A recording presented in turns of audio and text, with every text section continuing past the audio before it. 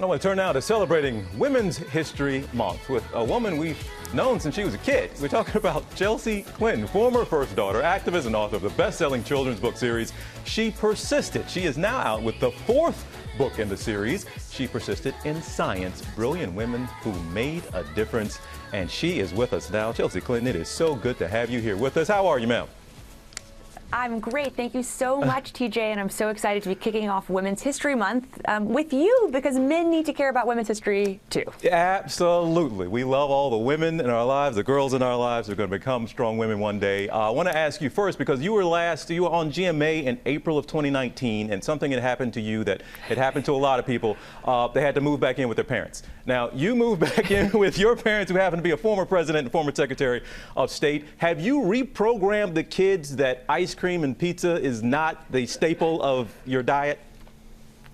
Yes. Well, TJ, it was such a gift to spend, those few months over the beginning of the pandemic really with my parents. The gift of seeing the relationship between my children and my parents was almost perfect, except the eating habits were definitely not what I was working on, where pizza was not acceptable for breakfast, lunch, and dinner.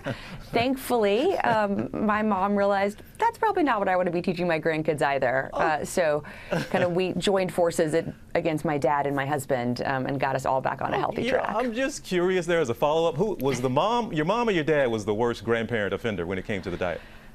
Oh, my mom was the worst offender at the beginning, but then my dad was like, well, this is great. They're so happy. I'm like, they're so happy because they're just full of sugar all the time, and this is not what we want for anyone. But we course corrected within a few weeks. I have to give them credit. They were like, kind of the worst of indulgent grandparents, but then thankfully they got on the healthy train. Well, that is a good update to hear. And the update here, you're in the fourth book now of the series, and this one focuses on science, but I understand some of the topics, you let actually kids inspire you for the topics of your books.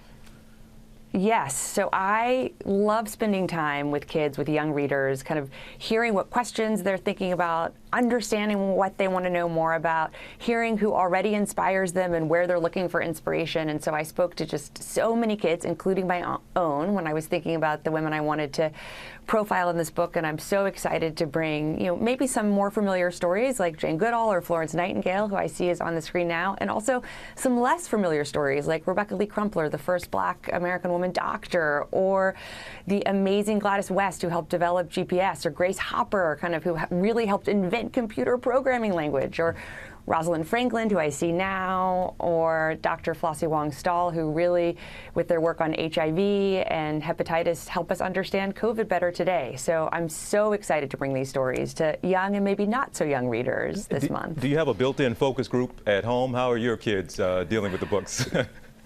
Yes, thankfully my kids give unvarnished feedback, which I appreciate. I appreciate the honesty.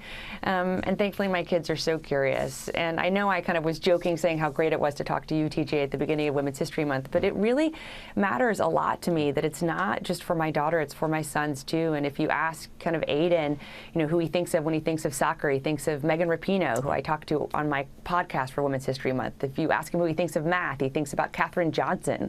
He doesn't think it's strange to have women icons and idols, and I think that's pretty awesome. And you mentioned the podcast. You all are you are having other women on and focusing on other women as well. But one last question here: given the times we're seeing and the difficulty that news is day in, day out, I mean, you're writing books and communicating with kids through these books.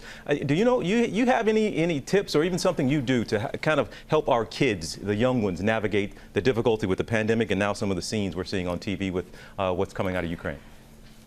Yeah, we talk about the world with our children, and we do it in age-appropriate ways. So we talk about climate change, and then we talk about how the adults need to make better choices around kind of big questions of how we make and consume energy, but kids can help recycle.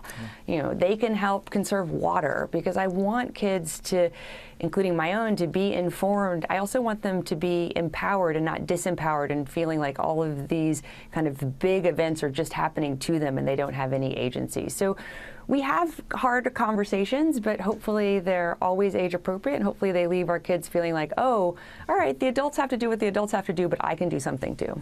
Chelsea, it is always an absolute pleasure to see you and talk to you. Congrats on the book.